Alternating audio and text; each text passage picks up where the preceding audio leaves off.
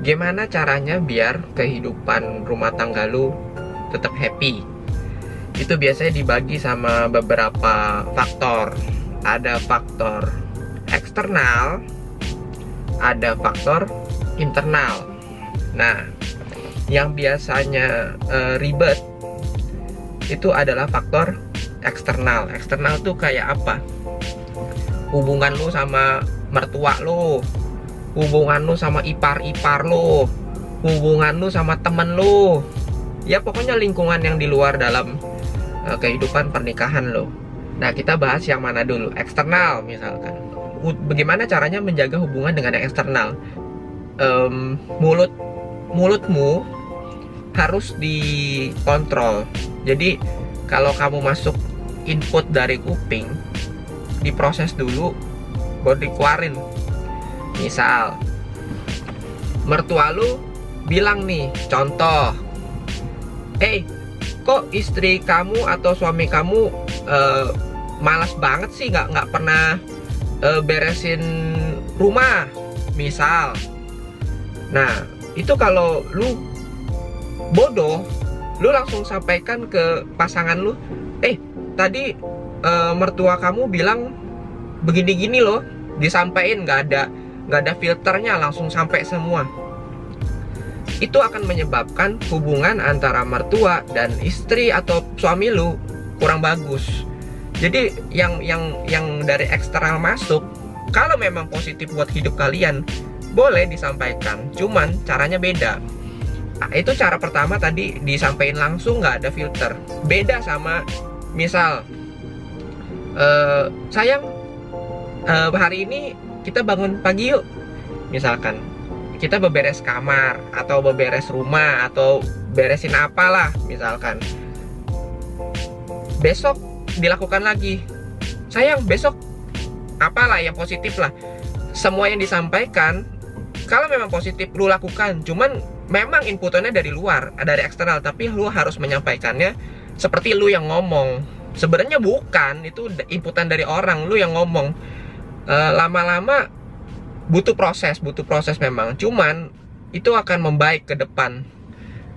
Hasilnya, outputnya sama kok. Lebih rapi misalkan. Mertua lu kalau datang, oh iya ya rumahnya rapi, ngoceh gak dia? Kagak. Tapi butuh proses. Mertua lu menganggap, oh berarti yang gua ngomong kemarin disampaikan nih, padahal enggak 100% disampaikan. Kalau disampaikan hubungannya jadi buruk. Terus kalau misalkan hubungan lu mertua lu sama pasangan lu nggak cocok nih, ada trik lagi gampang.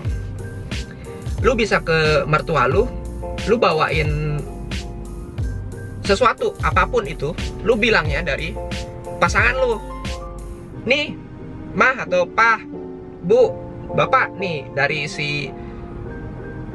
istri kamu atau suami kamu lah, tuh bilang. Padahal bukan lu yang beli, itu bisa bohong sebenarnya, cuman demi kebaikan bersama. Dari mertua ke pasangan lu bisa juga, tadi mama beliin ini loh, atau papa beliin ini loh, itu buat kamu loh. Ya kayak gitu-gitulah. Itu sebenarnya pembohongan, cuman jadi positif. Lama-lama membaik pasti hubungannya. Yang penting semua lu yang kontrol. Lu biar ibarat kata tuh dalam dunia pernikahan lu tuh kayak wasit. Lu harus punya filter. Lu harus bisa mikir mana yang perlu disampaikan sama mana yang nggak perlu disampaikan. Mana yang perlu disampaikan tapi difilter dulu. Nah itu loh. Itu yang pasti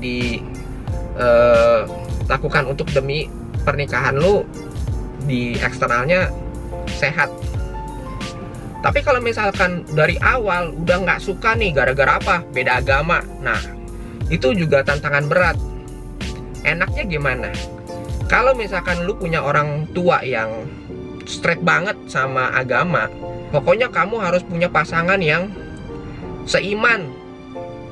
Nah lu carinya jangan di tempat yang lu misalkan muslim nih, lu carinya di gereja, yang nggak bakal ketemu yang orang tua lu mau. Ujungnya apa? Tantangannya itu berat loh. Itu repot deh kalau soal agama. Nah yang bisa lu sampaikan sebenarnya juga, kalau lu punya tantangan kayak gitu, Itu kasihan sebenarnya. Itu namanya keegoisan orang tua. Padahal anaknya mungkin sama yang beda agama, dia lebih bahagia hidupnya.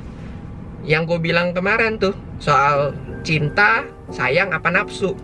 Kalau dia cintanya, dia happy banget hidupnya, tapi sama orang yang beda agama. Yang jalanin hidup anak lu loh. Anak itu bukan orang tuanya. Orang tuanya misalkan hidup sama anaknya waktu udah mau produktif, udah mau menikah, paling 20 tahun misalkan, sampai orang tuanya udah nggak ada gitu misalkan. Tapi hubungan si anak dengan pasangannya itu masih panjang loh, bisa sampai umur 60 tahun bersama-sama, 40 tahun, 50 tahun bisa bareng. Kalau hidupnya gara-gara orang tua gue pasti yang seagama, dia nggak bahagia, waduh. Wah, lu udah meninggal juga lu nyesel tuh pas lu lihat anak lu, aduh ya Allah kasihan banget. Anak gua harusnya mungkin kalau sama yang kemarin tuh beda agama lebih happy. Itu loh, itu. Jadi kalau misalkan lu punya orang tua yang agak straight, lu coba lu share nih video biar dia orang tuh mikir gitu. Jangan, ya nggak penting yang lu married tuh sama pasangannya, bukan sama agamanya kok. Agama mah cuman rel biar lu jalannya tetap lurus. Tuh yang eksternal ya, ini contoh yang eksternal. Nah yang internal, perekonomian, yang gue juga bilang kemarin, kalau belum siap, Joni belum siap, tolong cari duit dulu yang benar. Jangan bikin si Joni jadi bandel. Joni jangan bandel deh. Lu kalau belum siap pernikahan, perekonomian itu sumber masalah paling berat. Kenapa? Kalau sampai lu nggak sanggup biayain keluarga lu, sampai nggak makan atau gimana, pasti ribut, pasti.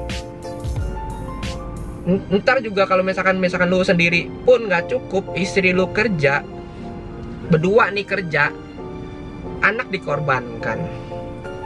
Habis itu kalau misalkan bini lu nggak melakukan tugas rumahnya dengan baik, lu ngoceh juga. Padahal dia udah kerja loh, udah kerja, mau ngurus anak lagi, lu omelin lagi, udah pasti ribut. Tuh masalah perekonomian, ngeri. Bye tuh. Jadi kalau belum siap, cari duit dulu yang pinter. Udah survive nih, udah enak hidup lu, baru lu cari pasangan deh. Baru lu urus si Joni mau yang mana gitu loh. Jangan sampai buru-buru gara-gara Joni juga hidup lu hancur. Itu hancur loh kalau sampai udah married gara-gara perekonomian, amit-amit cerai, udah punya anak lagi, anak lu yang jadi korban. Itu Joni. Nah, kalau misalkan ada lagi faktor internal adalah ya urusan si Joni, seks itu juga penting, harus dikomunikasikan. Sebelum lu married, lu mendingan lu kasih tahu pasangan lu, gue punya agak kelainan orientasi seks nih. Misalkan gue harus making love-nya di depan umum, di depan pantai misalkan, atau gue demen yang di gunung misalkan, atau yang aneh-aneh. Itu kalau lu nggak bisa terima, better udahan. Kenapa? Takutnya kalau lu udah married dan keinginan terdalam dalam dirinya itu tidak tersampaikan, dia nggak dapet, dia cari di mana? Tempat lain.